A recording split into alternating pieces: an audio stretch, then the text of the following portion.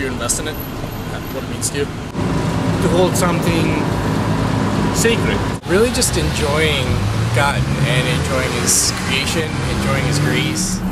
Worship is not just like singing and dancing, it's like serving Him throughout the week and every day in what you do, and whether you're working or with your friends, it's all worship, it's all for the glory of God. I think worship is a kind of mental construction, a mental connection between the past, the now, and the future. Multifaceted. What are some things that you or people they seem to worship? Some sort of religious figure. I guess you could worship anything if you really wanted to. I mean, you can worship government if you really chose to, or a person. I don't really tend to worship anyone or anything. I give them respect where respect is due, but I don't try to deify anything. Even science, I know it has its flaws.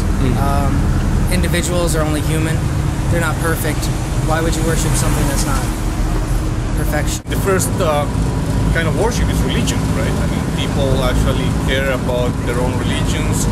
I'm Catholic. I am married to a Jewish woman. My children are Jewish. So we worship our beliefs, our gods in different ways. Well, as it to me, I worship the sun.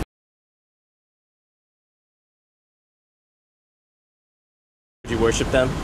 No. No? I mean, I would be grateful, but I wouldn't worship them. I don't really see much of a point to worship.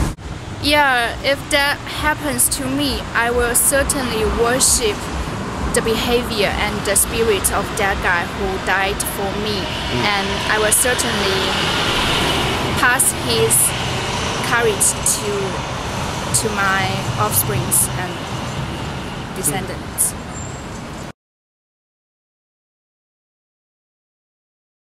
I believe if he was truly God, and that can be proven, then he deserves worship. But other than that, my honest opinions are he was a good guy with a lot of great ideas and a lot of things that strike a chord with a lot of people.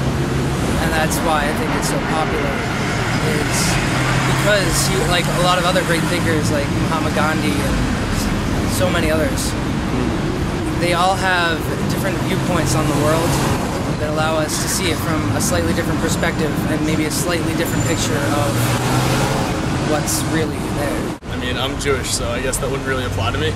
Why would you say, above all other beliefs and gods and goddesses, does Jesus deserve to be worshipped? Why does Jesus?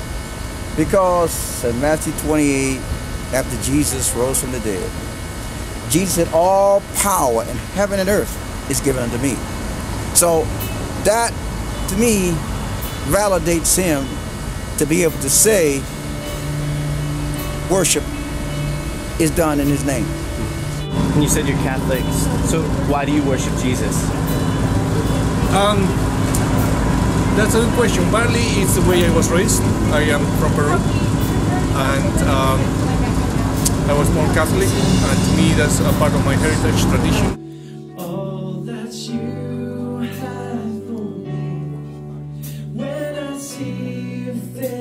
People were made to worship. That's what we were created for, so we're really good at it. Sometimes it gets a little misdirected towards the wrong things.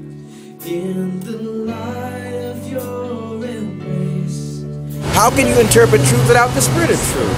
Jesus said that to me. Many people are trying to interpret truth without the spirit of truth. How can you understand truth without the spirit of truth? 300 prophecies fulfilled of the Savior, and 300 prophecies fulfilled about him. So I think really we should do it God's way.